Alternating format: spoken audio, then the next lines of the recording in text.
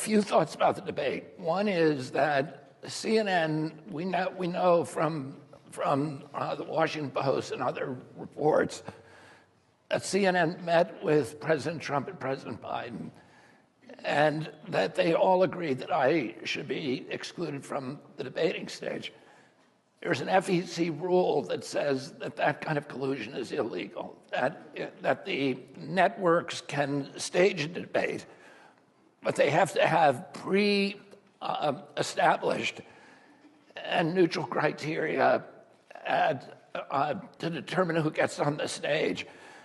That is not intended to exclude a particular other campaign. And otherwise, the debate is an illegal campaign contribution, which I would argue this debate is. They established criteria.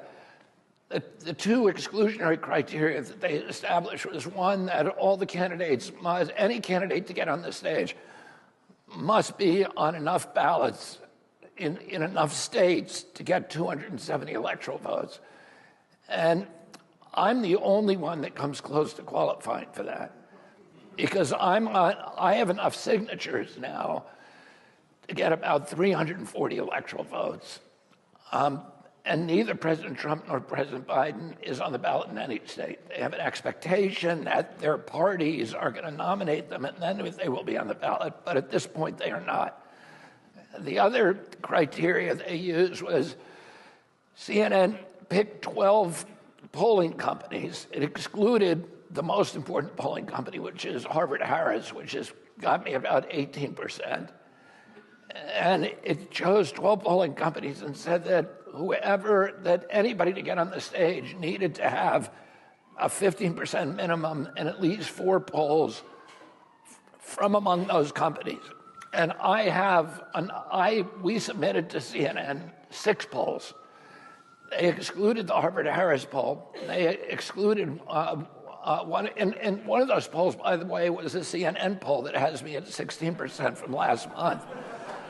And they excluded, at the last minute to get me off, they excluded or just arbitrarily, a poll from Monmouth, which was one of the companies they designated, and that poll, I think, has me at 17%.